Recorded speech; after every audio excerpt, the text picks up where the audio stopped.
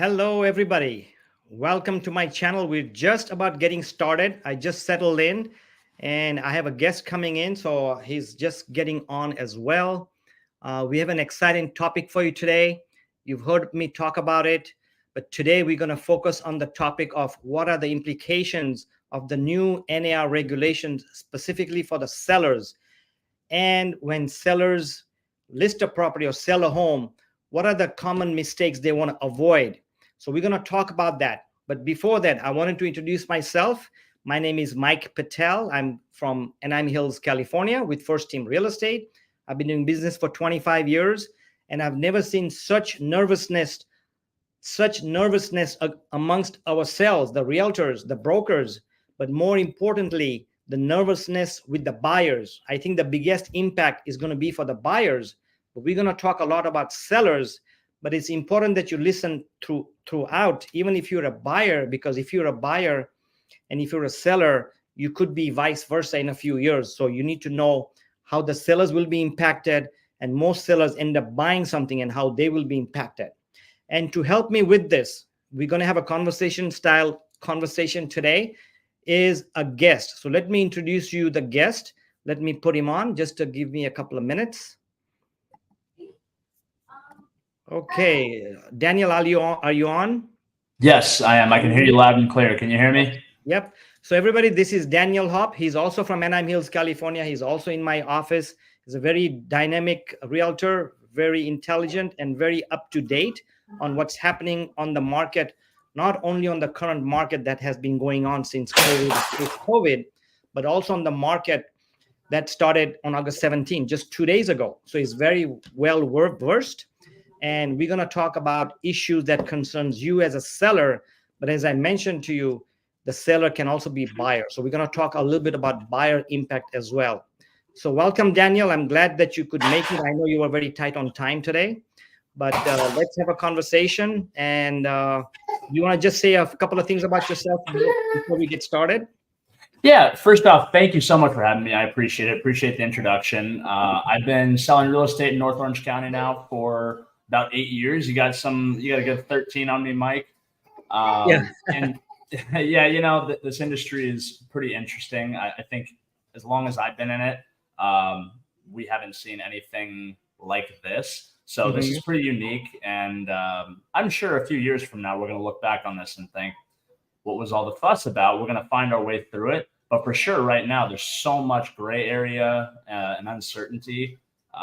It's quite difficult for sellers and buyers alike to understand how to get through this. So I'm excited to talk to you about this today. Good. Excellent. Okay. So yeah. So let me put up a slide, and what we're going to talk about, let's start with the buyer concerns.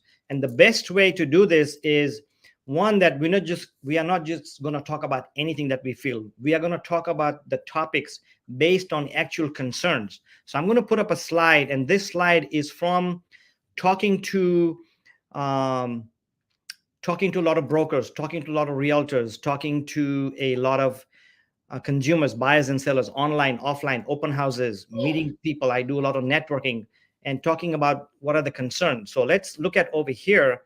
I don't know if you can see it, but the first thing it reads, and I have a paper, I'm going to read it out so it's easier for me. Here are the 5 biggest concerns home sellers likely have regarding the NAR settlement and the new DOJ regulations. NAR is the National Association of Realtors, and the DOJ is the Department of Justice. And Daniel, before we get started, can you just give a brief note, because I've given it the last couple of times. So just give us about a minute or 2 minutes on what happened with the settlement, why it came about, and what's the 2 or 3 things important moving on, and then we'll discuss about this. Yeah, sure. So from my understanding, there were some sellers who felt like they were misrepresented. And so this was actually a transparency lawsuit. And it was massive, several hundred millions of dollars. Sellers who felt like they were impacted negatively from selling their home. Right. And what has transpired since then is that the national regulators, our national governing body, National Association of Realtors, who was named in this lawsuit, among other brokerages, had to decide how they were going to respond to this massive lawsuit. And so they took action, whether we agree or disagree, in a big way. And it has sent ripple effects throughout the industry. And so we're all responding and adapting to it. And for better or for worse, we're going to figure out how to operate in this new environment. Right, right. Okay. What's the one thing that you feel that'll really impact the sellers more than the buyers, and vice versa? What will impact more to the buyers versus sellers? Sure. Well, for sellers, I think it's more uncertainty than ever, because what is most important to most sellers, I would say, is their bottom line. Previously, there was an agreement on what amount was going to be offered out from the listing broker. And in California, the way that it worked is that if you hire me to sell your home, we're going to agree to a specific amount. And of that amount, I, as the listing broker, am going to pay out the buyer's broker that amount. Now, we don't know what that is. So we can't tell our seller whether or not they're going to be asked to pay for 1%, 2%, 5%. They really have no idea. And so offers right now are kind of going to be, it's unpredictable. We really don't know. So a seller's outcome is likely to be more unpredictable. So for a seller, I think uncertainty is one of the biggest challenges they're going to face, knowing what they're going to walk away with. For a buyer, I think it's the obvious. It's, hey, you know what? If a seller isn't willing to cooperate with my professional, with my agent, am I going to be asked to come up with that? And if so, how am I going to pay for that? I think, a lot of FHA buyers, VA buyers are going to be impacted most strongly during this. Right. VA buyers, it's really sad. They have oftentimes fought for this country, and now one of their biggest promises is a easier entry to homeownership, and it may not be so easy anymore. That's just obviously those two types of buyers, but there's many other people that are going to have the same kind of struggle. That's a lot more cash they're going to come out of pocket now to pay for their agents, which I'm sure we'll want to get into the actual reality of who pays the commission, which is up for debate. Yeah, so the 2 or 3, let me just summarize also from what I understand, the 2 or 3 main things that the Department of Justice, hold on, I just lost. Okay, hold on. The 2 or 3 regulation, the number one is that there has to be a buyer broker agreement. So if you're my buyer, before I take you out to show a house or show you a house virtually, doing a FaceTime or virtually, I have to have a buyer broker agreement, number one. The second thing is, we have to agree. That means if you're the buyer, I have to negotiate with you. Hey, buyer, how much you're going to pay me a commission? Because the seller cannot pay me upfront, cannot offer me upfront. That's not legal anymore, at least in the multiple listing service and in the IDX websites. So that's gone. So we have to have an agreement. Hey, are you going to pay me 1 or 2 or 3% if you find you a great house or the house you want? And the third thing is that, like I mentioned earlier, the seller cannot offer the buyer's agent a direct commission. The commission previously was offered onto the multiple listing service. All agents, we could see, hey, 555 Main Street, the seller is offering us 3% to show the house. Now there is no commission. So that's a big change. And that's why the commission has to come from the buyer. And that's changing the industry, because it also shows how difficult it will be for the buyer's agent to show to the buyers, because there's no commission. We don't know if they're paying 1%, 2%, 3%, or 0. And we may do all the work. We may bring an offer and the seller will say, I'm not paying. And as you mentioned earlier, if it's an FHA buyer or a VA buyer struggling to put a down payment, if they don't have the commission, either we walk on that house and the buyer does not get that house, or we as agents don't get commission and say, hey, you're a friend of mine, I want you to have the house. Let's do the transaction, but I won't get paid. So that's the big impact that's going to happen, So are you with that, or you think that's fair to say that based on what you know, Daniel? Yeah, I do think it's fair to say that. I think that buyers for sure are going to be impacted the most out of this. I think sellers, we're going to find a way to work them through this a little bit with a little more ease, at least the way things are currently. I think it's also worth mentioning that the way things are currently is subject to change, because I mean, I kind of think of this as a trial run. I'm sure the whole nation of realtors kind of feels the same way too, that participate with NAR. This is a trial run. We're going to find out what works and what doesn't work. And I'm also hearing that certain big brokerages in the Midwest or somewhere, I'm hearing they've sued the NAR again with all this mess, and they're blaming NAR for the misrepresentation or the new regulations or whatever. So have you heard anything about that? Or I did. Yeah, I heard it a countersuit Right. that is a transparency lawsuit, Right. which is kind of ironic, funny Right. and ironic. Yeah. They felt like, yeah, I think many of us feel like NAR kind of dropped the ball on this one. Right. Was it really good for the consumer what they did? I mean, not to mention the semantics of how much sellers who were suing NAR and the other brokerages that were named in it actually got paid out for the damages that they said Right. they were owed. It was Mhm. an insignificant amount. It was like $40, maybe even less than that. Yeah. Whereas the attorneys involved walked away handsomely. I think you and I talked offline about this another day. Right. It was like, Yeah. they've created some generational wealth through this lawsuit, and the Yeah. sellers, I don't know if they felt like they got justice or not with the $40, Exactly. but Right. Okay. it's hardly a Yeah. sushi dinner. Yeah. Yeah. All right. So let's talk about this specific topic. So let's talk about this. The first thing I want to talk about is obviously commissions, that when they list a property, when I say they, the sellers, when they list a property, how should they be cautious on writing up the offer, and also be cautious when they get an offer, because there are hidden costs or hidden commissions that they may not be aware of. So let's look at one of the concerns they have based on the conversations I've had. If you look at number one, increased seller cost. Sellers may be concerned that they will be expected to pay the buyer's agent commission, which could increase their overall cost. Traditionally, this was split between the buyers and the seller's agents, but the new regulation might shift more financial responsibility onto the seller. So how should the sellers be cautious, or what should they do to make sure that they don't overpay or other hidden costs? And I also have, just to let you know, we'll talk about a net sheet that I did. So we'll talk about that also and break down these costs so our viewers can understand a little bit more.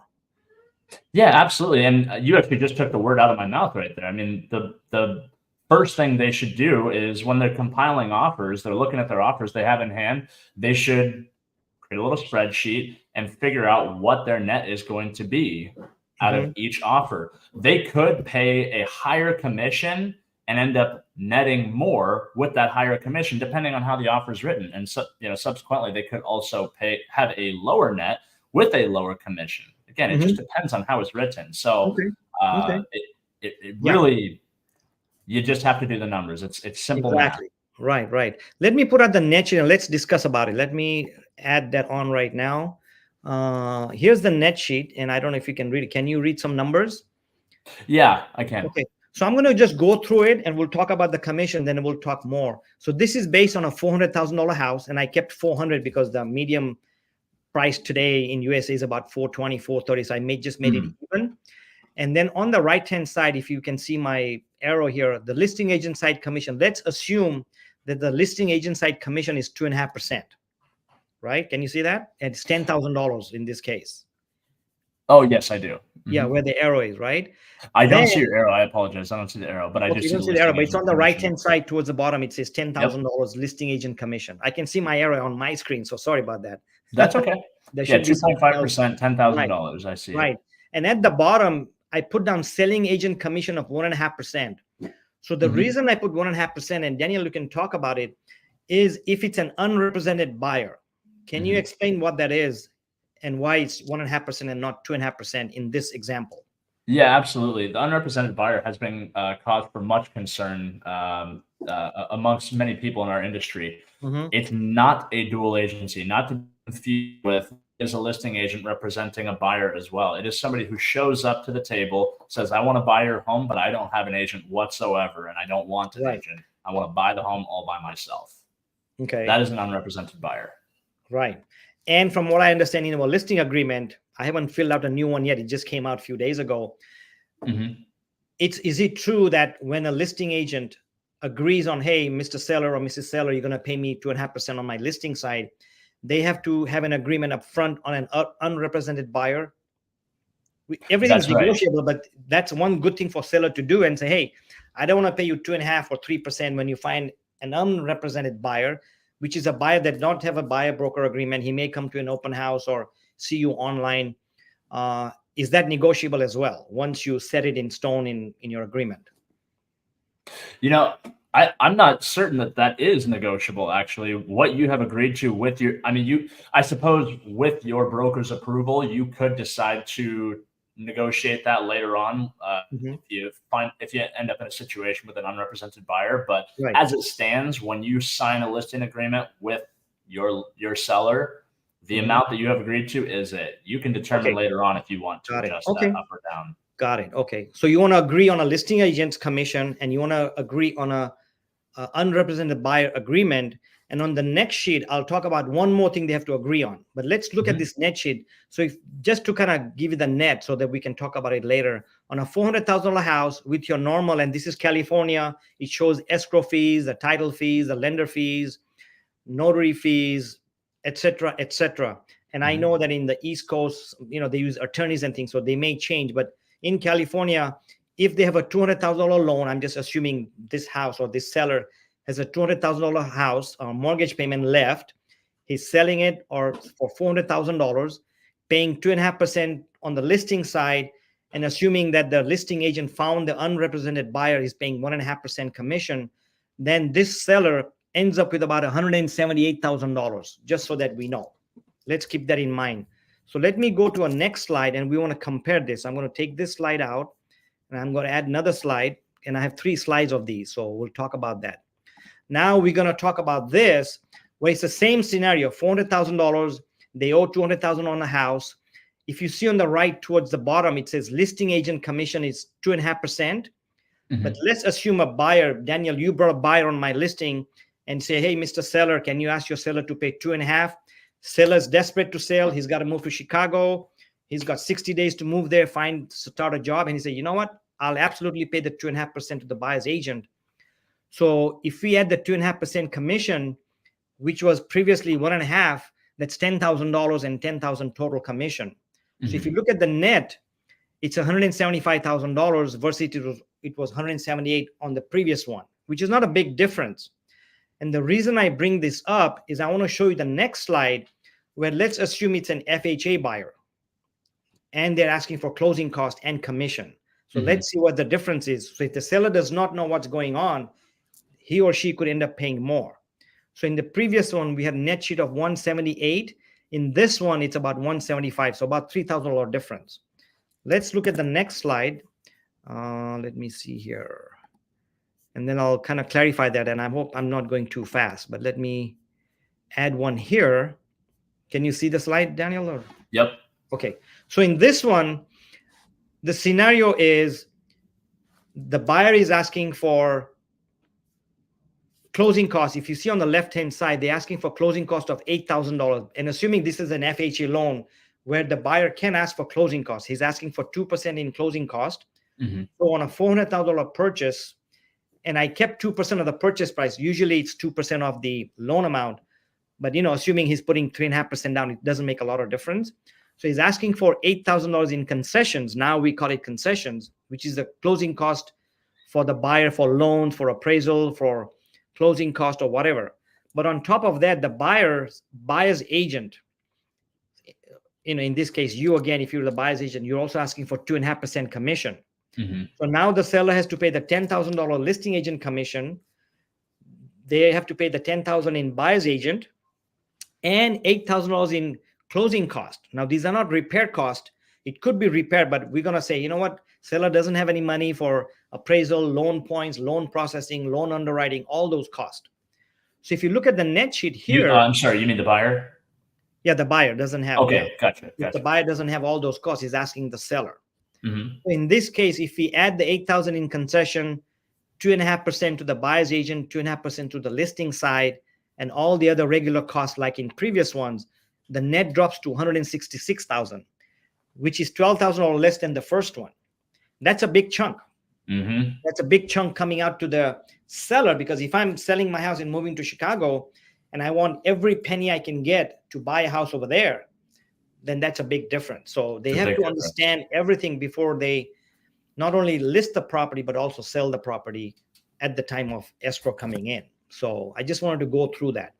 Do you have any comments on that or anything that you caught or that, Yeah, our already busy escrow companies are going to be just overjoyed for all the new net sheets they'll be writing for us, right? Exactly. Right. Yeah, that's true. Yeah. But yeah, you know what? I think another concern is going to be for many of the unprofessional agents that are out there in the industry right now, because Oh it wait, already. did you say unprofessional? I didn't know there was unprofessional agents out there. You think there are? Yeah. Oh yes, oh Okay, yes. okay, If there was anything I think NAR could have done here, and you and I may have discussed this previously, is perhaps creating a larger barrier to entry. Getting your real estate license, because hmm, it is quite simple. Admittedly, it's quite simple to get your real estate license, but right, there's many unprofessional agents that are already overlooking important details in a contract. Now you're adding all of these details in here. And many of us who do this every single day, not just hmm, when our Auntie May calls us and says, "Hey, can you sell my home for me?" right, We're going to be teaching them many times, educating them through the contract, or perhaps not. It's going to hurt their seller. okay, It's yeah, going to be quite difficult. And especially when you're talking about this type of situation, when you have three offers that all look relatively identical, but three very different very buyers, different offers, right, it yeah, is going it's going to get messy very quickly. right, okay, So yes, I mean yeah, it seems pretty obvious why this is going to right, be concern for concern, many yeah, consumers. yeah. I'm going to take a quick 15-second break and mention that I'm not seeing any comments on here on my program, and I'm new to the StreamYard. I've been using it for a few weeks. But if you're watching live and if you have a comment that you made, and if I don't see it or respond, please put it in the comments below. And if you're watching this live stream after on my YouTube channel, and if you have any questions for me or Daniel, please write it down. We'll definitely get back to you within tomorrow morning. Daniel is available after the call, so I can always call him up. So if you have a Mhm. question for me or a comment from me or Daniel, please put it down in the comment section, whether right now, and I'll see it later because I'm not seeing any comments. Because on the last video that I did last week, somebody said, I asked you a question and I didn't see it, and I'm not seeing it. So maybe there's a little bit of technical error, but if not, we'd love to see your comments. Oh, I see one there. Thank you for all the great info. Very helpful. Oh, I do see a comment. Thank you, Sarah. Appreciate it for watching. And if you have any questions, either for Daniel or myself, I'll try to look at it and answer your question. But in the meantime, Daniel, let's move on to the next Mhm. concern that the sellers have. And that concern is complicated negotiation. With more transparency in commission structures, sellers might face more complex negotiations. They may worry about being unprepared to handle these discussions and could feel pressure to agree in terms that isn't in the best interest. What comment do you have on that, Daniel? Well, I definitely agree. I think it is going to be complicated. Again, quite specifically for unprepared, unprofessional agents that don't do this very often. They're Right, not going to know how to navigate their way through this type of scenario. But yeah, right, the negotiations. I mean, from our perspective, we're going to look at the numbers. We're going to look at what they're asking and come to an agreement. So we can make it right, work for right now. But right, I think the most complicated that I can think of right now are those buyers who are going to face the financial challenge of compensating their broker that's found right, them the home, that's worked hard to find them the home of their dreams, and then a right. seller who is perhaps unwilling to pay a compensation, Mhm. perhaps just not well educated by their agent as to why they may consider paying, compensating, or offering a concession rather to a buyer's agent. We're not supposed to say compensation anymore, Right, uh, although it's somewhat synonymous in my mind. right. Yeah, yeah. Well, yeah. I think we're in a pickle in the sense that the Department of Justice, and the NAR being sued and all that put us in this situation. And all the people I talked to and said this doesn't make sense. We are still paying compensation, which is commission. We are still sellers still gonna pay that. So what's all this fuss about? Why did they make it so complicated? And I think they made it more complicated for the buyers more than the brokers and more than the Mhm. sellers. So feel sorry for them already for the future buyers. But Yeah, so I do let's too. yeah, It's already, for many first-time home buyers, it's quite difficult to buy in our right, market here in North right. Orange County. Hmm. This is not going to make it any easier. No, So if this is absolutely. about fairness to the consumer, to home buyers and home sellers, I'm not so sure how I see it was a good thing. I Right, realize in the state where this originated from, their contracts were completely different than ours. But in right. California, I can't imagine why we were dragged into this mess. Yeah, and one thing that I understand is I've used buyer broker agreement before. They've been around Mhm, for 20 years, but they mhm, were voluntary.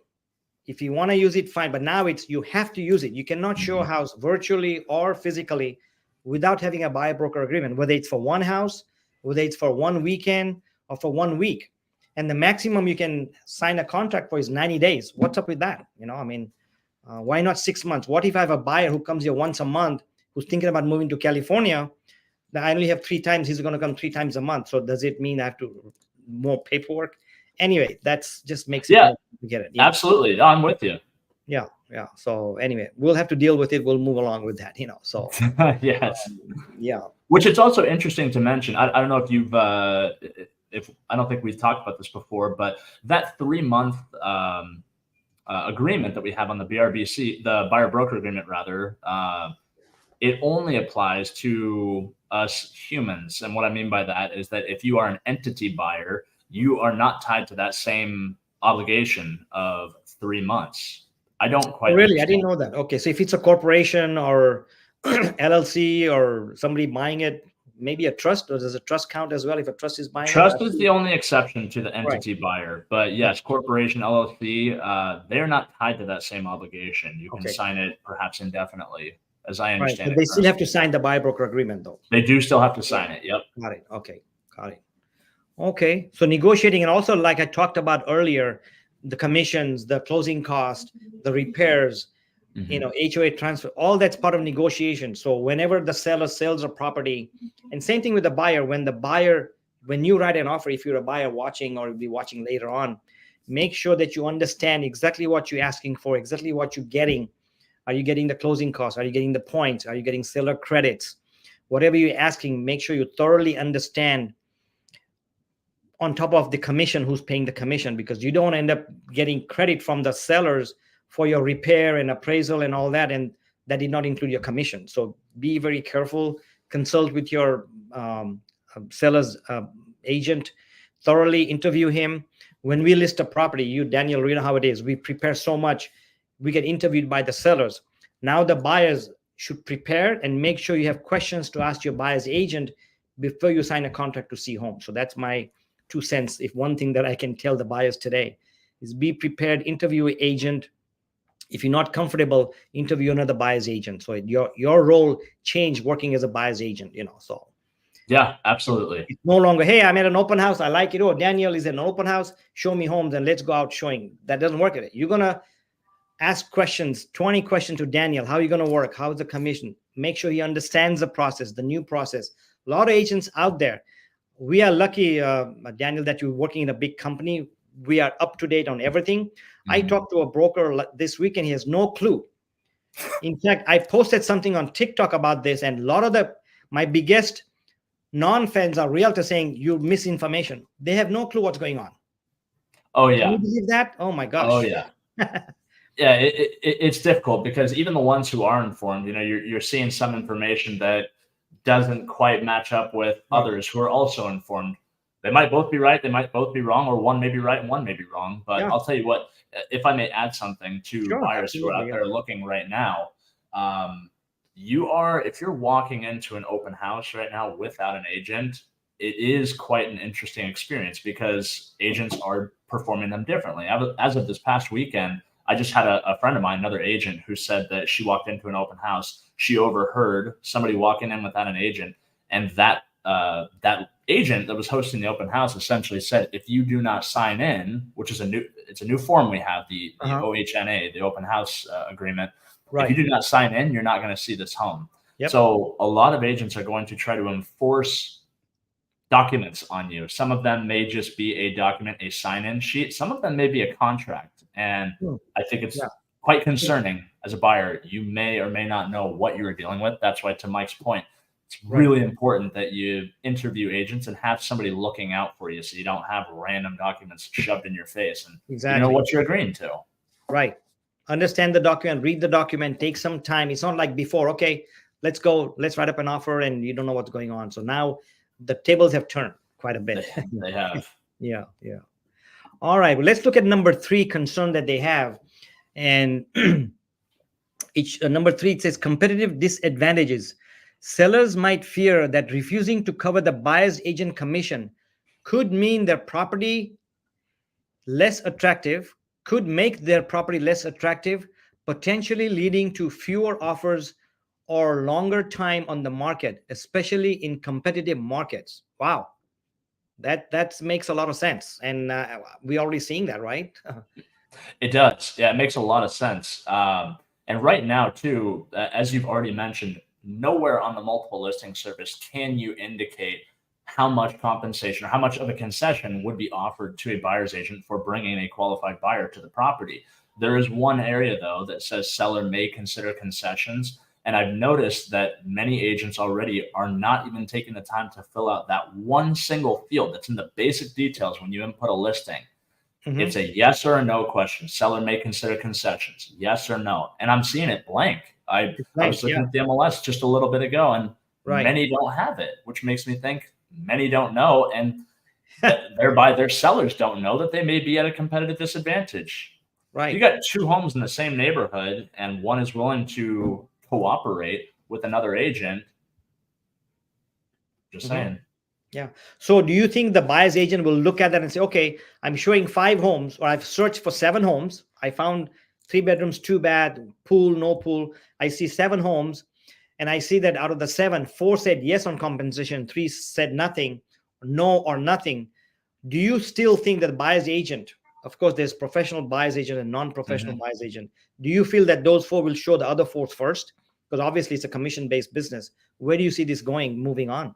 Well, that's exactly what I was alluding to. I think many agents are not going to be prepared to ask their client, their buyer, "Hey, if the seller will not pay me, you're gonna pay me, right? You're gonna compensate me for the services that I Mhm. provided to you." Many are Right. not going to, and so the way that they're going to go around that is by, I mean, kind of doing this underhanded job, which is, you No. know what, I'm going to show you everything where I feel I'm probably going to be paid for, Right. and hope that you Mhm. don't choose to buy or want to see the one that isn't paying. There's going to be many Right. agents that are doing that. Right. And Right. yeah, those are the unprofessionals that we were speaking of. Right. Right. Okay. Good. Yeah. So, talking about the sellers, specifically for sellers, when they're getting into escrow, when they write an offer, what are some of the things they have to watch out for? Like in this one, it says that sellers might face more complex negotiations. So, what one or two negotiations that may you see, or that you see coming, that was not typically there? Moving on. Let's say you show a house this weekend, write up an offer. What are some of the things the seller may see that they have not seen before, that they may want to negotiate and be aware of? Well, if you're a homeowner that is choosing to sell your home right now and you have sold, let's say, in the past 10 or 20 years, it's highly likely you have never been asked in this sense to pay the buyer's agent. Mhm. You've never seen that. So when it's being written into your offer, that is going to come as quite a surprise to you, depending on the professional or unprofessional that you're working with. I Mhm. think that's a big one, Right. probably the biggest one that we're going to see right now. Did you Right. have one in mind too? Well, yeah, I mean, the compensation, when the issue that I'm seeing, like if I'm listing your house, let's say you're a seller and I'm listing your house and say, hey, Daniel, I'm going to list your house. Are you willing to pay a compensation of $10,000? And you say yes. So I write down in the listing contracts that Daniel will pay up to $10,000 in compensation. Now, as an agent, I did not clarify, because here comes an offer from somebody else, and I bring that offer to you. Hey, Daniel, here's an offer. It's a full price offer. They want $10,000, and you're willing to give that, but the buyer's agent wants 2.5%. And the listing agent did not clarify to you that the 10,000, or you did not clarify to me as a seller that, hey, Mike, the 10,000 includes the commission. So there may be a confusion. Hey, there's a concession. Now you're asking for a commission. What the heck's going on? And I think that'll lead to confusion, especially with FHA buyers, VA buyers, buyers that are putting 5%, 3%, less than 10%. That'll be an issue where the transaction may fall through or may not even put together, because now we have a big issue. That's such a good point that you brought up, which also just shows the kind of ignorance of these new rules that have been applied here, right? This is Mhm. a antitrust transparency lawsuit, but now we're using one word to describe multiple things Exactly. because I Right. don't know why. So a seller is of the belief that they're going to pay out up to $10,000, Yep. and somewhere in an offer, they're asked to pay 2.5%. Maybe that equals $10,000, but they're going to be shocked when Yep. then the buyer on their request for repair says, "Hey, by the way, this, and this is broken. We got to replace the new HVAC system. We want $7,500." Exactly. wait, why are they asking for this? We already said we're offering up to $10,000. What's going on? This is going to get really, really weird. Because before we had the commissions, we have the closing costs and the repair credits. Now we have one thing, not commissions, not credit, concession. And that's a very wide can of worms being opened up, so. It's very wide. I would think that people would want to know very clearly what they're paying for. This is why we produce net sheets, right? Yep. To break down the cost of what everything will be for both the seller and a buyer. Right. We lump it all into concessions, and I don't know. Our tax people are probably going to have some fun with all this too. Yeah. One thing I want to mention to the viewers that are watching now or later on, that if you are thinking about selling your house and if you're wondering, hey, how much is it going to cost me, let me know, comment below, or I'll have a form that you can fill out, and I can refer you to that listing agent, not to list your property, but just to let you know what will be my closing costs. So just for your education, feel free to fill it out. I'll be glad to refer you to somebody who knows what's going on. Just like Daniel knows what's going on. I pretty much know what's going on. We're up to date rather than going to somebody who has no clue what's going on. So be cautious on that, So Daniel, should we move on to the next point here, or do you want to say anything about this disadvantage, or are we good on that? Yeah, I mean, I think that's the very obvious disadvantages. There's going to be several more that are probably going to be uncovered that we haven't even thought of yet. The reason I say that like that, because this whole event that's taken place has provided so much uncertainty that even our governing body, let's say CRMLS, for example, has been unable to answer questions. So we're likely going to see new scenarios coming up that we're not going to know how to perform on. And also from what I understand, and as you've seen in the last 45 days, you and me and all the realtors who are keeping up, there's been so many changes. In the last 2 days, there are last many changes. And I know that now there's a lawsuit coming up, and multiple listing service is changing as we go. So next week, if we talk again, there might be a new change. We don't know. So very well possible. Things are changing as we speak, So CRMLS has recently stated that they are anticipating a few amendments to the rules as they are currently. Okay, right. To certain contracts, I think the listing agreement was one of them. They had stated they were looking at an amendment to. Okay, got it. Okay, so one thing I do want to mention on the competitive disadvantage, but we're not going to talk about it, is when it comes to disclosures, because disclosures are changing too. Now we have so many disclosures, and one of them you already mentioned, the open house disclosure. We're not going to talk about it, but that's one of the disadvantages, that there's a lot of new disclosures come in. A lot of the disclosures have changed. So as a seller, when you disclose something, be accurate as much as you can. It's not like before, hey, I don't know if there's work done or this and that. Because now if I'm a buyer and I paid for my own closing costs and I paid Daniel 2.5% from my own pocket, I want to make sure that the seller who sold me the house and the listing agent who filled out those disclosures were as close to the disclosure as possible, rather than saying, hey, nothing noted. Oh, yeah. I think that's going to open up a can of worms, because I'm going to be mad if I go in the house, move in, paid the commission, paid all the cost, and the AC is not working. And it's hot, like today, 95 degrees, which is very hot for me in California.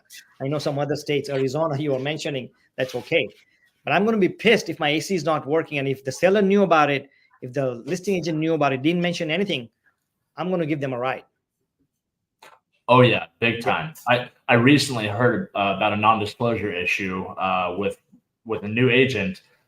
He was representing the buyer and evidently found out that the listing agent had told the tenants that were living in the property that was being sold not to say anything about X, Y, and Z. And it was discovered after closing.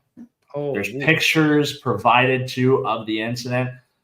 Non-disclosure. Oh, gosh. Oh, he's in trouble. He or she's in trouble. Big trouble. So that's why you need to work with professionals. Highly recommend that. Very, very important to say that. On that note, I do want to say that, which is not good for my realtor friends, I do want to mention that there is some advantage to this, and that's a very sneaky advantage, but I'm going to mention that, Daniel. As you know, in 2021, we had almost 2 million or 2.1 realtors.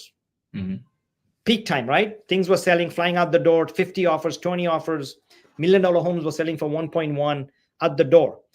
Agents were making money. When things slowed down, rates went up, market crashed, not crashed, but slowed down.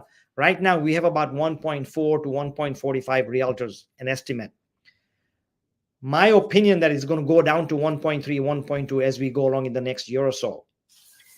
It's bad for the industry, but it's good for the consumers, because the ones that are left are good agents skilled agents, know the trends, know the things. So in one way, it's good that this is happening. It's good for the consumers, not good for the National Association of Realtors. Yeah, absolutely. I mean, membership is likely to drop out of all this. That's interesting. The statistic you just mentioned too. I do think for many realtors, this is not going to be a good thing, because this means the end of their career, or people who are looking at this as a perhaps lucrative industry or career path to get into. Right. They might be second guessing it. Right. But I do think that there is opportunity in this for more professionalism. There's a way for many agents who are already operating to become even better and more professional. Got it. So I agree. Yeah. Yep. All right, let's move to the next point, which is number 4. And I don't know if you want to talk too much about it, because it's legal uncertainty, so we don't want to be legally talking here. But it says here, the changes in regulations could create confusion and concern about compliance with new legal requirements. Seller might worry about accidentally violating rules or facing legal challenges without a clear understanding of the new guidelines. Now, of course, we're not attorneys, we cannot say, but where do you see this going, or how much impact will this be? I'd like to exercise my Fifth Amendment right. No, I'm just kidding. Yeah. I do think that there's probably sellers that are going to look at their cousin, who they're hiring to sell their home, and start to question whether or not they're going to get themselves in more trouble, for not paying attention to the new rules as they are. But I think we're going to find out. This is going to be one of those points where we're going to find out what kinds of issues are going to come of all this. I also think that there's probably a big opportunity in all of these changes for attorneys to kind of enforce these new rules, whether, for better or for worse, that these rules are here. They're here right now. And I think a lot of people who might not have otherwise faced these legal challenges might put themselves in it unknowingly. I see. Okay. But again, I think that falls at that's probably going to fall on a lot of their leadership, as in the people that they hire. I think that's probably where it's going to stem from. Yeah. I see something, and of course, this is totally guessing. One of the issues we're going to have is drawing a line between sellers going to say, well, Mike, I told you when I listed the property, I'm going to give 10,000 in concessions, or 8,000, let's say on a $400,000 house. But now you're asking me to pay the 2.5% to the buyer's agent. There's going to be a lot of misunderstanding between concessions, which could mean seller's closing cost, seller repairs. As a seller, I may say, you know what, this house is nice. No matter what, I'm not going to give more than 10,000. And he might mean that includes commissions, that includes closing costs if it's a VA buyer or if an FHA buyer, and that includes if they do an inspection and if there's termite or if there's repairs. That's the max I'm going to give. And that's where I see the misunderstanding. Where was the line drawn? Commissions, repairs, and credits towards closing costs, especially on FH and VA buyers. That's the confusion we're going to have a lot. That's a fabulous point. They have a preconceived notion of, I'm going to be $10,000 no matter what, out of pocket. I'm here to make money off my home. Yep. I paid this mortgage all these years and all this interest. I want to get all of it back. $10,000, great. That's your out-of-pocket cost. However, what you may be requested could be different, and it might mean that you get the net that you were originally looking for, or maybe the dollar amount that you were originally looking for. Right. But it's going to be confusing if we're not very, very clear. Yeah. And going back to the point that I made earlier and talking about legal stuff, and of course, like I said, I don't want to get too legal about it, but what I see happening here is legal uncertainty. As I mentioned earlier, as a buyer, it took me 3 or 4 offers to get a house. I finally found a house. It was listed for $400,000. I paid $420,000, even though I didn't want to pay for it. I paid $20,000 more because there was multiple offers. I gave you more. After I move in, again, coming back to the same point, if there were issues in the house that was not disclosed, that buyer is going to go after it more than what a typical buyer is going to say. Hey, I understand, but hey, I paid the $10,000 to my buyer's agent. You did not disclose this. You did not do your job. You did not report the inspection report properly. You did not read the termite report as a professional, or you did not read the disclosures when the seller said that he had plumbing work done, which is required. What was the last plumbing work done? They're going to blame us, the buyer's agent, and they're going to get more mad, especially when they're paying the commissions. And I see that coming as well. Oh, absolutely. Now more than ever, it's Yep. important that we know how to ask the right questions, what the right questions are to ask. Right. You brought up you were referring to the agent visual inspection disclosure. I think that is going to be a place where more mistakes than ever are going to be Yep. made. Agents not filling that out properly and just putting very vague details. I see. Yeah. You probably see it too. Them left blank all the time. Lines But they left leave it blank. It's better if I don't say anything than say something, because we've been taught by our brokers to be very cautious what you say. Yeah. It's like if you see a crack on the driveway, don't say I see a big crack or a small crack. Just say a crack. Mm-hmm. Right? If you see a black spot in the bathroom, we were told not to say I see fungus or mold. We don't know. We just say we see a black spot or a spot, not even black. Yeah, not even black. No adjectives. Yeah, it's not even dark or light. It's I see a spot. So now we're going to have to be more cautious when we say that, and that makes our job tougher, because now it's a different story. I have a buyer broker agreement. Buyer's going to pay me commission, and when I see that Avid, which is the agent visual inspection disclosures, or the SPQ, seller property questionnaire, all those things, we have to interpret it more than what we did before, because now we're at a higher standard. When the buyer's paying us commission, we have to raise our standards for the buyers, because most of the time we focused on the listing side, and that's so legal. I think we see some legal issues coming there. Hopefully not. Absolutely. And I don't want to take us too far down a rabbit hole, but I Right. kind of feel like an Avid is only as good as the boilerplate language provided by your in-house general counsel, right? Yep. How good that is depends on your whether or not you're going to get sued for saying something too informative or not informative enough. Right. And very strange.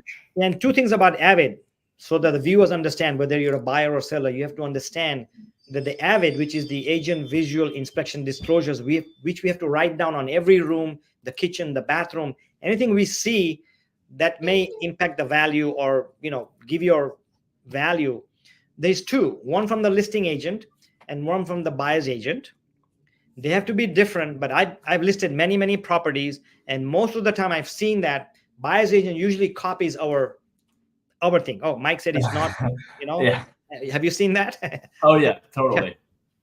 Not only do they leave it blank, but they copy. Oh yeah, the kitchen has a mark, so I put the same thing. Kitchen has a crack in the thing, but put your own thing now. I think raise your standard as buyer's agent. That's what I see. Yeah, it's weird. It has their name on it, but it's everything that's on my Avid. That's weird. Exactly. It's the same thing, or blank. Nothing noted. No way. Oh yeah. Yeah. So it's gonna be changing. So. A little anecdote about Avids too. I remember when I first got in the industry, I was in a mentorship program, and my mentor, she had me and 4 other mentees come out to her listing, and we each filled out an Avid, including her as well. So we had 5 Avids. Of those 5 Avids, every single one of them in every single paragraph saw some of the same things, but also saw different things too. Which is what makes it so challenging to do well, right? Yeah. So that's very important. Our business is changing. We have to be more diligent, more professional. And I do admit that in general, I'm not speaking for in general, they could have been more professional. And I think the time has come to raise their standards. Absolutely. General consensus, we are like used car salesperson. I hear that all the time, and I don't blame them, because they could have done a better job, and I think it's time to raise the standards, moving on. Oh, most definitely. I think that HGTV and Bravo, these TV shows have done a terrible job demonstrating what it is that we actually do versus going out for cocktails, looking pretty, and selling homes and getting, $300,000 commissions for selling one home. I always wanted to do this, but now that you mentioned what they think we do, here's what they think we do. Okay, pretend my leg is on the stool. I cannot raise it, but I'm having a cigar and I'm having a drink. That's what we do. That's the perception. Right? Totally. We sit in the office. We have a cigar or a cigarette. We're drinking wine or drink. That's what we do. That's the perception. Obviously, that's not true, but I always want to do that. So, hey, that was just a joke. Oh, totally. One of my clients, I swear, he'll call me at like 10 in the morning and he'd be like, "Oh, no way, you're awake right now? I thought you realtors don't wake up till 12 o'clock." And he's joking. I like to have fun with it too. I said, "Oh yeah, actually, I got up a little early today because I have a breakfast to go to, and it's a champagne breakfast, so I didn't want to miss that." It's all jokes, but yes, unfortunately, that joke comes from people's sense that we really don't have a significant role. I know. I had a friend of mine. He's a very good friend of mine, and we went to a party one day. This was about 2 or 3 months ago, and I'm never late, but I was late a little bit to this party. And the first person I see is my friend, right? And he goes, "Oh, aren't you supposed to be at an open house?" It was a joke. "Aren't you supposed to work on Sunday? Oh, What are you doing yeah. here at the party? Aren't you supposed to be showing homes? Aren't you supposed to be at an open house? What the are you heck doing at a here?" party on a Sunday afternoon at 2 o'clock?" This was a party for the kids. So it was at 2 in the afternoon, and that was a joke. But I said, that's what they think about us. We should be working on Sunday, Hey, we got wife and families. We've got kids. We have our personal things, right? It's not like we're available 24/7. We're not. And anybody who says that they're available 24/7, run, because Oh yeah, absolutely. they're not professionals. And we're taking on a tangent. They don't know time management. They're not taking care of their family. They're not taking time off, because come Monday, that agent is going to be bummed. You need an agent who's 100%. So if an agent tells, "I'm available 24/7, call me at 2 o'clock anytime," run from that agent. You don't want that agent. You want a professional agent who has a schedule, who takes time off, who takes time to study and skill, take time to be physically active or be refreshed, because we're humans and we cannot run 100% of the time. We need time off to regenerate. So just a side note, Daniel. I No, got but off. that's a really good point to make. I mean, for the audience members that are listening Exactly. to this right now and looking for some guidance, yeah, these are good Right. questions to ask. Yeah. Hey, Yeah, what's your this tequila is really good in there, right? availability? But it's just water. So just for should have record, had just mine, water. too. Yeah. So, all right, let's go to the fourth point. And how are we on time? You got another 5-10 minutes? Or are you good? I do, yeah. Yeah, we're Okay, good. cool. Okay, we're at the Thank last you. point, so we'll close it. So I want to respect your time as well. Appreciate you asking, Mike. Okay, this is a big one, and I'm reading this, and we just talked about this, but and I want you to elaborate on this. It says erosion of trust in realtors. The settlement could lead to a loss of trust in real estate professionals if sellers perceive that the traditional commissions model was not transparent or fair. This could make sellers more cautious or skeptical about the advice and services they receive from their agents. Absolutely. By the way, sorry, my son is with me here too. You heard him in the Oh, background. that's but okay. That's such I'm a sure he's listening to all that we're talking about, so he's gaining a lot of knowledge. So that's Oh good. yeah, absolutely, Yeah. absolutely. This is such a good point to bring up. I think that I like the adage of don't fix what's not broken, right? For people who are hearing about all this for the first time, if they never had the thought, like perhaps a returning client who has worked with you many times, this might force them to ask the question of, hey, what is this all about? Did something go wrong? What was going wrong? Which kind of goes back to the point earlier about mistrust, what we were saying. Mm-hmm. This was something that stemmed from another state with different contracts. Right. We have some of the longest contracts in the country. I don't know. Maybe New York has a longer contract than we do, but our offers, for example, are nearly 30 pages long. Oh, yeah. It's a lot of legal jargon in there. Mm-hmm. Absolutely, yeah. Now we have media that's picking up this story about there being a antitrust lawsuit, transparency lawsuit, saying that real estate agents, you're done for because of X, Y, and Z. Meanwhile, many of us who've been doing this professionally for a long time, Right. We have been doing everything in our power to protect our clients' equity and to pull out every last penny that we can for them. I want all of my clients to know that I'm still there for them, and they know that, just like yours do too. Yeah. With all of this, though, you can't help but still ask the question, why did this happen? Right. Rather than the media be transparent about what has taken place here, it's many times what I see, the articles that I see, is that realtors were paid unfairly and too much money. And so now what do they say? The chickens have come to roost, something like that. Yeah, I don't think this is good for the consumer. I really don't. Right. Absolutely right. I kind of went on a little tangent there, but yeah. Yeah, I feel very strongly about this. Yeah. No, you're very right. The perception is that we don't do much. We drink wine and cigars and go to restaurants and drive nice cars, nice clothes. We go to parties. That's the perception. But you and me, take a look at it. For the agents who really work, let's look at some statistics. Isn't it true that the average realtor sells about 3 or 4 homes per year, and they don't make enough money? That's very true statistically, right? Isn't it also true that the realtor who joins today, statistically in 5 years, 90% of agents will be gone? That means if I open up a brokerage office today with 100 agents today, brand new agents, 100 agents, in 5 years, I would only have 10 left. Statistically, that's true, correct? Here's another stat. I open up this office, 100 agents, brand new agents. In 1 year, at the end of today is August, what is 18th, 19th? Okay. In 2025, 50% will be gone. The reason is this is a tough business. It's a commission-only business. The people who make a lot of money, and you know the rule, the Pareto principle, 80-20. 20% of all the agents sell 80% of all the properties, which is very true. Look at our office. 5 or 10 agents sell 80% of all the properties, correct? Same way, 20% of the agents make 80% of the money.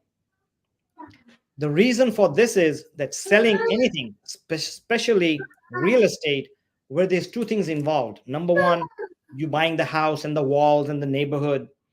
You're also buying emotions, right? Hey, my mom lives right here. I want this house. You did not get it. You're not a good agent. Wait, if there were 10 offers, there was one all cash offer. You're putting 5% down. So the listing agent gave it to the all cash offer. I'm sorry, you could not buy a house next to your mom. What have we got to do with that?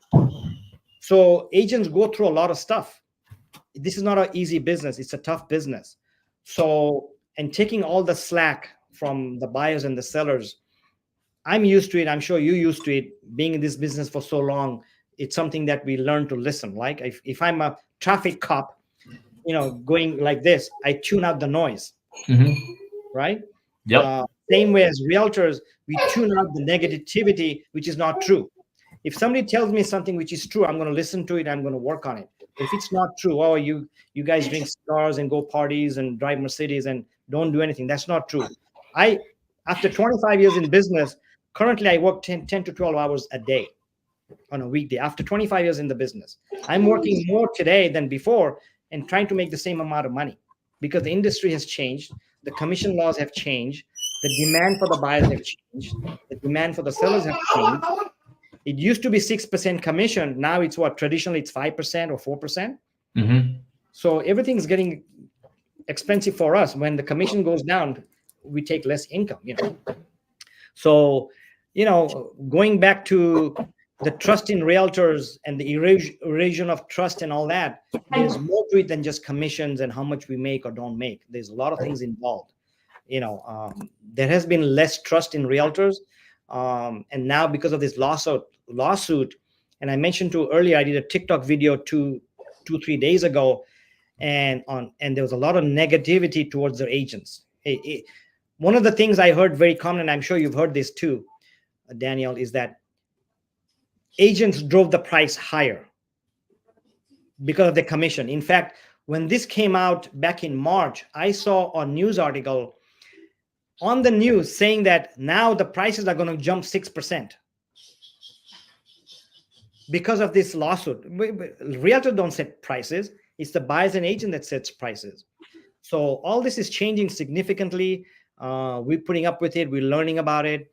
Our goal as realtors in general is to serve the buyers and the sellers, and we're trying to do as much as we can to the best as we can. And there's a learning curve and there's a adjusting curve. And I think the buyers, the sellers, the brokers, the lenders, everybody's going to have to adjust. And absolutely time, let's just give it time. Oh, yeah. see what happens, so. This is going to take time for sure, but there's too many examples out there of why that last statement you made is untrue about, we're actually costing the consumers more money. We're going to drive the price or values up. It doesn't make sense. It doesn't make sense. I'll give you two quick examples, and both of them involve for sale by owners. One of them is a client that I'm working with currently. He was for sale by owner previously before I was hired for the job. He was listed very high because that was the amount that he wanted to get. He tried it on his own. He put it out there on Zillow, and it did not work out. Didn't work out for him for whatever, number of reasons there. I got involved. I would like to consider myself a professional agent. I gave him professional recommendations. He followed what I had suggested. Yes, it does cost him money to work with me. I am charging him a fee. And this also came before this new rule. So while I had some agents that were submitting requests for commission, we had already offered it, but that's besides the point. He's netting exactly what he wanted to net after hiring me. That's one example of wanting to do it yourself and actually having a worse experience. Mm-hmm. For salebyowner.com or fsbo.com. I think he owns both of those domains. This is the funniest story. I don't know if you've heard this before, Mike, but the guy who owned for salebyowner.com, he listed his home for sale by owner. It was a $2 million home. Okay. It did not sell. He then hired an agent, paid a full fee, 6%. Well, I call that a full fee. Of course, right. Commission is negotiable, but at one time that was what was considered a full fee. You can pay more than that, of course. You can pay less than that, but he paid 6% to a professional agent and got it sold for more than what he was asking for when it was listed on his own website for salebyowner.com. Wow. Yeah. So again, yes, I think that in some cases, people should mistrust agents, but that's because they're working with the wrong ones. Contact Mike Patel and find out what a good agent is. Mm-hmm. Honestly, or in your local market, go find yourself the right agent for you. Interview them, ask them the questions, and find out what they are going to do for you to be paid for the service they're going to offer you. Right. Yeah, very true. You made a great point and I didn't know that story. I didn't know that you're talking about the owner of for sale by the big company. He ended up listing his property. I love it. It's the best story. Wow, that's amazing. You can't make that up. Right. Yeah. And also going back to your point, you said you own listed a for sale by owner. Mm-hmm. So you said that he's gonna net more. Is that after paying you commissions as well? That will be including. Are you charging them commissions at all, or? That's right. Yeah. You are charging commission, and he's gonna net more. I am charging commission for listing his home, and he is also paying a concession to the buyer's agent who is purchasing the home. And he is going to be netting more money than what he was going to had he, stayed on track with listing the home for sale himself. He had no offers whatsoever. Didn't have big picture. Didn't have any marketing whatsoever. Didn't have exposure. Not to mention hadn't got to the point of negotiation because he had nobody to negotiate with. Right. Yeah. Wow. So yes, he is going to make more money. It's so funny because I was today with an electrician, and he's like, I'm like his best friend now. He's like, yeah, thanks to Daniel, I got another $100,000 in my pocket. Right. Yep. Yeah. Go talk to a professional. Exactly. Makes a big difference. It sure does. And they're out there, good professionals out there. Use my link to find a great professional, and I'm not trying to get in business out of it. I want to refer you a great agent, so I'll put a link in there. And also, Daniel, before you go, do you have a website that you can mention? I'll also put it in the description after the video, after the live stream. If they want to check out about you, Daniel, I want to appreciate that you came on here. And what's the contact info, a website or email, and I'll put it in the link as well that they can contact. Yeah, so it's my first name and last name. It's Daniel Hopp at first team spelled out FIRSTTEAM.com. That is also subsequently my website as well, danielhopp.firstteam.com. Both of them you'll get directly to me. I monitor my emails, and if you have any questions, here for you. Yep. Well, thank you so much. I'm going to close in a few minutes. So if you want to hang around, fine. And if you have to leave, I know you can leave. But either way,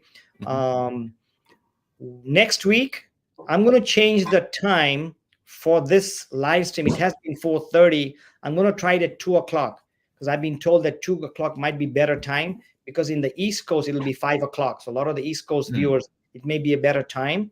So my live stream is every Monday at 2 o'clock. Moving on, it has been at 4:30. So I'm going to make that adjustment. It's at 2 o'clock. I want to thank you for being on this live stream. It really helps me. I see a lot more viewers today than my previous one. I'm new to this live stream. This is my third or fourth one. I'm learning as we going, but our objective is to give you as much information as possible, correct information, up-to-date information, true information, so you can use it and use it to answer any question, whether you're buying or selling or thinking about buying or selling. So that's our objective about doing this live stream. Anything else you want to add, Daniel, about live stream, or anything else that as we close? Yeah, actually, the information that Mike is putting out there, not to toot your horn too much, Mike, but I've learned a lot just knowing you for what it's been like maybe 2.5 years that we've really gotten closer to each other here. Right. What you're getting here online, these live streams, all this free information, this is really good stuff. You get to ask questions here through the chat. You get to hear real conversations about real time events taking place. This is a super cool thing that Mike is offering you for no cost whatsoever. Right. And one thing that the viewers need to notice, that the topics that I talk about are the topics that are out there. Because I'm on Facebook and TikTok and Instagram, and I talk to a lot of people, other realtors, the topic I bring are current and what's most asked about. That's what I bring out. Yeah, I'm not going to bring out something that's boring or something's outdated. These are the questions they have on their mind right now, as much current as possible. That's what I try to bring. So watching these live streams, it keeps you up to date as a consumer, whether you're a buyer or seller or a consumer or a future buyer or a lender, escrow, whatever. The more information you have, the better decisions you'll make, especially with up-to-date decisions, because there's a lot of, quote, bad realtors out there. Sorry to say that to my fellow realtors, but based on statistics, there's bad apples out there. And we are considered bad apples as well, because there's other bad apples, but that's a whole new story. But that's what it is. So we'll end with that. Daniel, thanks again. And thank you, viewers, for watching. Make some comments. And if you're watching it after the video, thank you so much. Please feel free to ask me questions and comment below. Thanks again. Thanks, Daniel. Thank you so much. Appreciate you having me. Okay, bye-bye. Bye, guys. Yep.